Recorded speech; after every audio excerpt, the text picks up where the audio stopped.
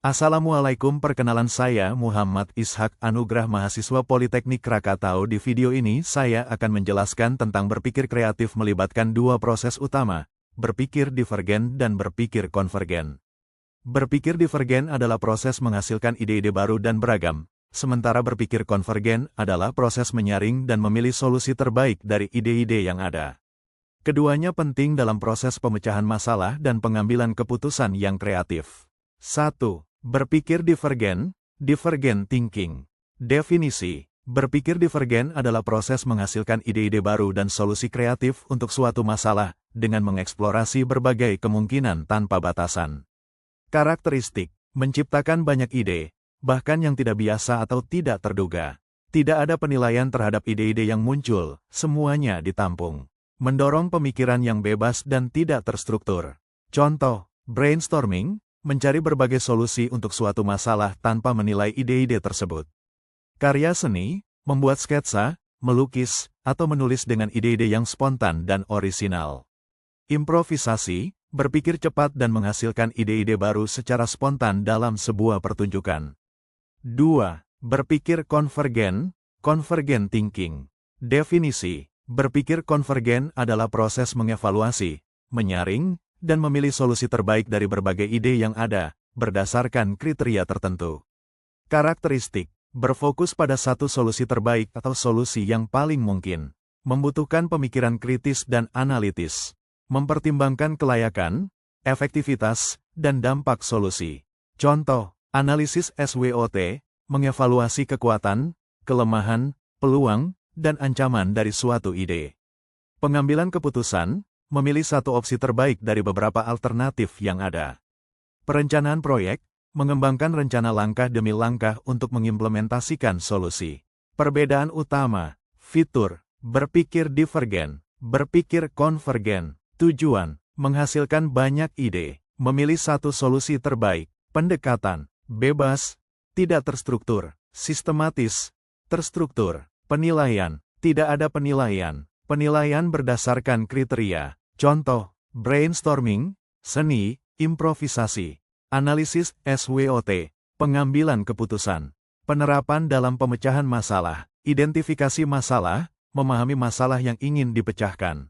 Berpikir divergen, menghasilkan berbagai ide dan solusi untuk masalah tersebut.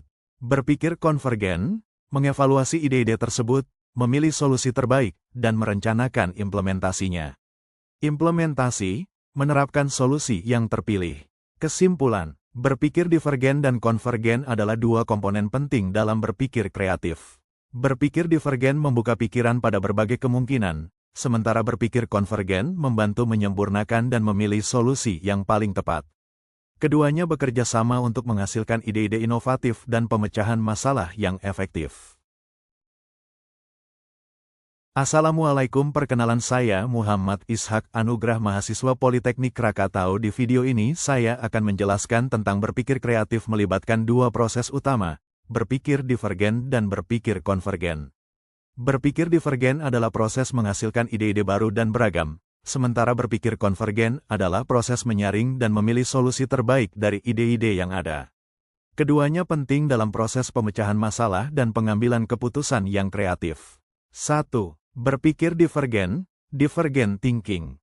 Definisi: berpikir divergen adalah proses menghasilkan ide-ide baru dan solusi kreatif untuk suatu masalah, dengan mengeksplorasi berbagai kemungkinan tanpa batasan. Karakteristik: menciptakan banyak ide, bahkan yang tidak biasa atau tidak terduga. Tidak ada penilaian terhadap ide-ide yang muncul, semuanya ditampung. Mendorong pemikiran yang bebas dan tidak terstruktur. Contoh, brainstorming, mencari berbagai solusi untuk suatu masalah tanpa menilai ide-ide tersebut. Karya seni, membuat sketsa, melukis, atau menulis dengan ide-ide yang spontan dan orisinal. Improvisasi, berpikir cepat dan menghasilkan ide-ide baru secara spontan dalam sebuah pertunjukan. 2. Berpikir konvergen, convergent thinking.